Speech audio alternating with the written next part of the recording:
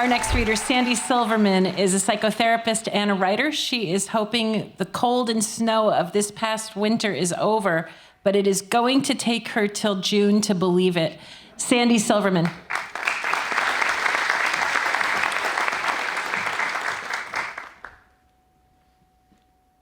In August of 2007, my 86-year-old mother drove her car 70 miles in the wrong direction on her way home from Dominic's grocery store, which was 6 blocks from her home. When the police stopped her, she'd been driving with 2 flat tires on one side of the car. Their guns were drawn, but when they saw she was a small, elderly lady with dyed red hair, they put their guns away, took her to the police station, and called my father.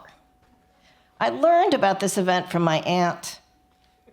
I thought she must have the story wrong. I tried to picture my mother behind the wheel, the car tilted to the right, driving from Chicago suburb to Chicago suburb until there were no more suburbs, and the police stopped her. I remembered my last visit home. I'd flown into Chicago with Robin and our kids. We arrived to find my father home with no idea where my mother was. Your mother?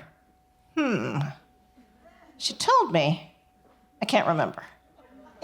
When my mother got home, she said she'd been at the tailor picking up a dress she had altered, as if that was what everyone did when their daughter, her wife, and their grandchildren flew in from New York for a brief visit. Right, my father yelled from the den. I should have said the tailor. I tried having a conversation with my parents. When I suggested they get an aide to help, my father said he'd only agree to an aide with big boobs. And my mother told me I was crazy. Everything was fine. After my aunt told me about my mother being picked up by the police, I called my parents. Oh, hi, honey, my mother said. How are you? I'm fine, but I heard that you had a car accident. I heard my father laugh. He was on an extension, as usual. Who told you that? My mother asked. Aunt Sarah. Yeah, your mother had a few problems driving, my father said.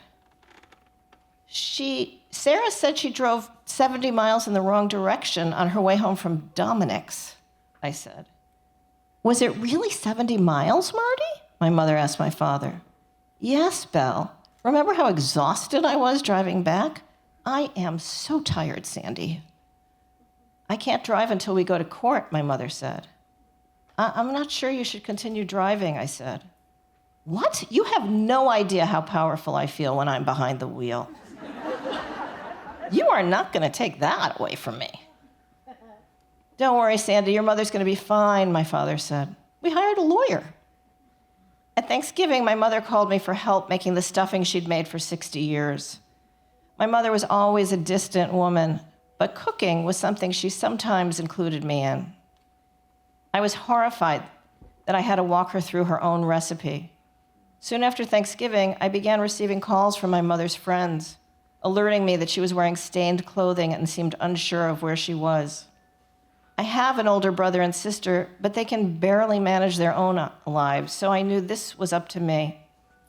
I flew in and took my parents to their doctor, who wrote the word dementia on a piece of paper and told me they needed 24-hour care. I offered them a few options, including getting a live-in aide, moving to an assisted living facility in the Chicago area, or moving to one near me on the East Coast. To my surprise, my mother said, I want to be near Sandy. I was shocked. It was as if someone had unlocked a vault, and inside with my mother there was a warmer and more loving version of her that had been living there. She began greeting me by saying, hi, my sunshine. She even told me she loved me, and I believed her. Thank you.